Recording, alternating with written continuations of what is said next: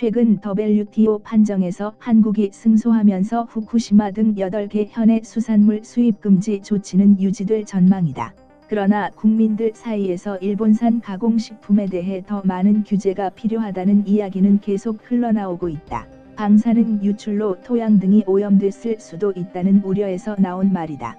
이런 가운데 일본산 농축수산물에서 방사성 물질이 여전히 검출되는 것으로 일본 정부가 공식적으로 확인했다. 2018년 후생노동성의 농축수산식품 검사 결과를 보면 돼지나 소고기 등 야생육의 44.6%, 농산물 18.1%, 수산물 7%에 해당하는 비율로 방사성 물질에 오염된 것으로 확인됐다. 세부적으로 농산물 중 기준치의 7배나 초과한 품목도 검출되었다. 제품이 여러 공장을 거쳐 가공되는 경우 제조 공장이 특정되지 않아 소비자들은 더욱 알 수가 없다. 전문가들은 현재 일본산까지만 표시되는 원산지 표기를 구체적인 지역 이름까지 확대해 어떤 제품이 후쿠시마에서 얼마나 떨어진 곳에서 만들어졌는지 소비자들이 알 필요가 있다고 이야기하고 있다. 지난해 후쿠시마 원전 사고 7년째 일본 현지 언론에서 비중 있게 다뤘던 이슈가 있다. 바로 세슘볼 혹은 세슘공이다. 세슘볼이라고 하는 것은 세슘과 유리가 결합한 결정체를 말하며 세슘과는 확연하게 다른 성질을 가지고 있기 때문에 그 위험성은 예측하기 힘들다는 것이다. 세슘볼은 1940에서 60년대 핵실험 등을 통해 처음 확인되었다. 지난해 후쿠시마 인근 강에서 100m당 1개의 세슘볼이 나올 정도로 높은 수치를 보였다.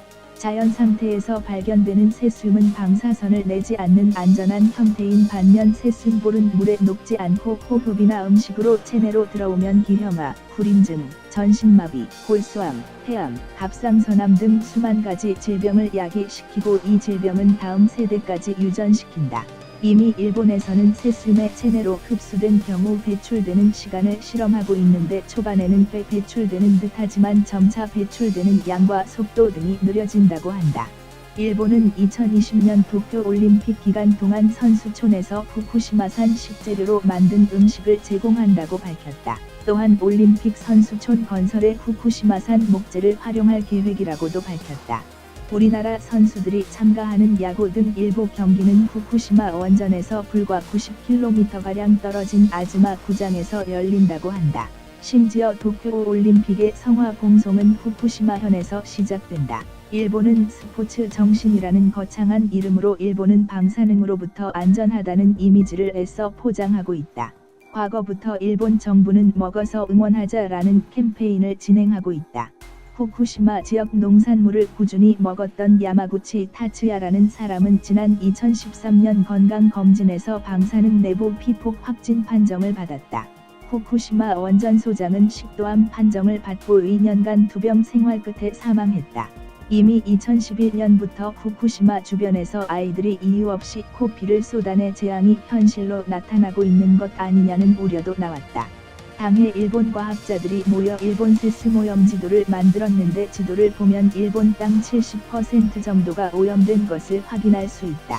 이들은 일본의 방사능 오염 물질은 300년이 지나야 없어진다고 이야기한다. 일본 방사능 위험은 현재 진행형이자 미래형인 것이다.